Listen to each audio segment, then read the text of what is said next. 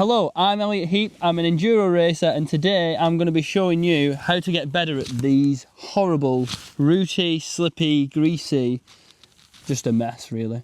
And we're going to show you how to ride them a bit more confidently, a bit smoother on your bicycle, stood in the right place, and just giving you that confidence to attack the wet, horrible slippiness that is roots.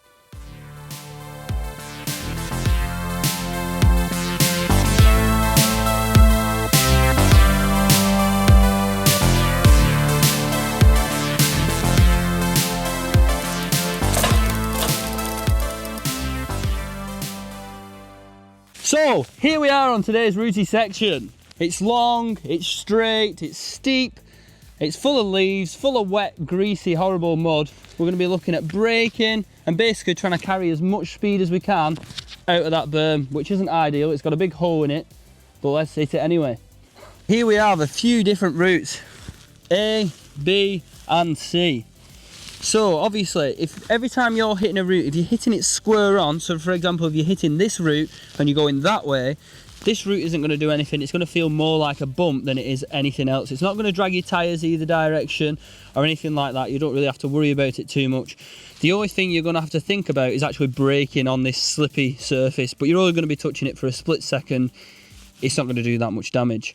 Whereas if we get onto route number B, letter B, so if we get onto route B, this route's going to try and drag you the way it's pointing. So this route's pointing slightly off to the right. So if your front tyre hits this, it's going to try and slide you along it basically.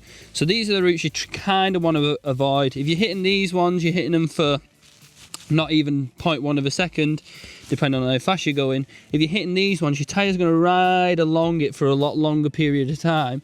So it's got more chance of catching you out, knocking you off balance and taking a bit of grip away.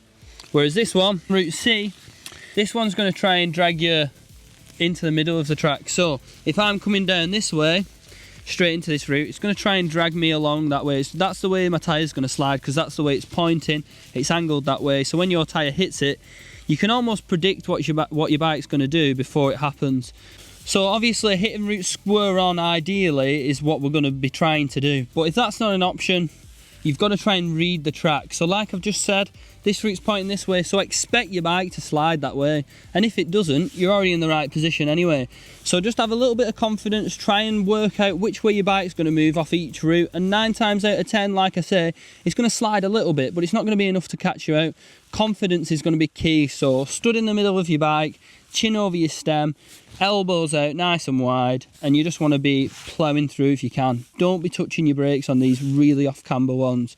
All right, that's what we're going to try and avoid today.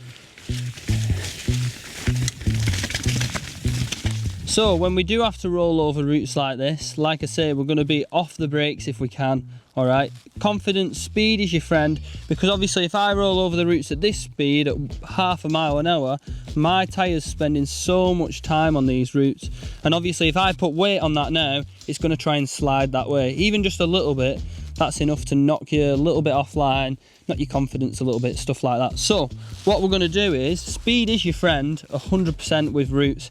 The only thing is you need to be able to ride the feature after the routes. So for our example, a big berm. So what we're going to be looking at doing here is using momentum, using our speed, because as soon as we try and press our brakes and it slides, the tyre wants to go forward instead of rolling over it. So you can imagine your tyre's got constant contact with the floor and it's always rotating. So instead of your tyre trying to slide across the route like this, it's going to rotate over it. So it's kind of like a footprint.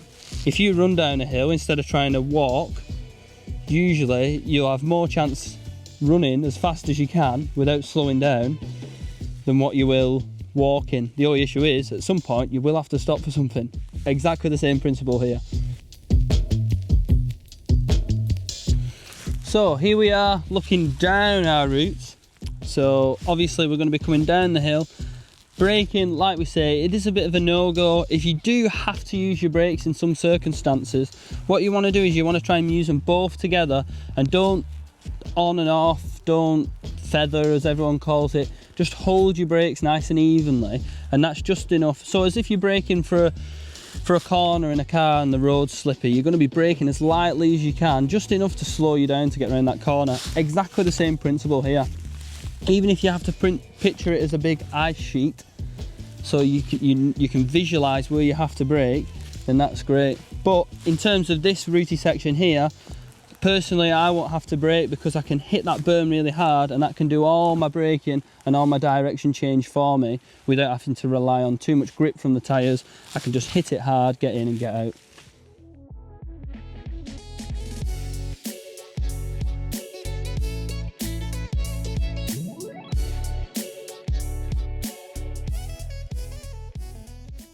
Here we have a Rooty section whilst turning. So this is basically a Rooty corner, or as I like to call it, an absolutely stinker of a turn.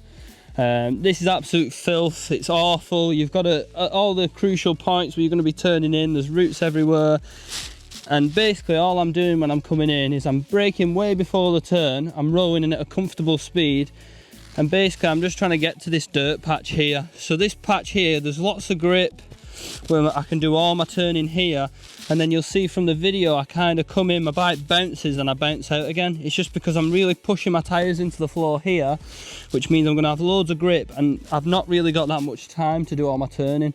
So I've really got to twist my hips and really try and get that bike as far out the corner as I can, as quickly as I can.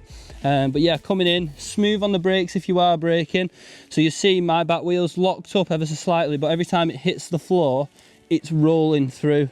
So yeah, as we come in, nice and steady over these roots, elbows out nice and wide, absorbing all them little bumps. And today I'm actually running 40 psi front and rear in my tyres, so that emphasises how much my bike's going to slide, how much work I've got to do to try and keep traction. So basically, if my tyres are pumped up really hard, I'm not going to have as much grip, so these roots are going to do even more damage, if that makes sense. It's going to make it even harder for me. So coming in, you can see how much my bike's sliding. You can see I hit this patch where my foot is, and I've got grip here throughout the whole of this section. I've got plenty of grip.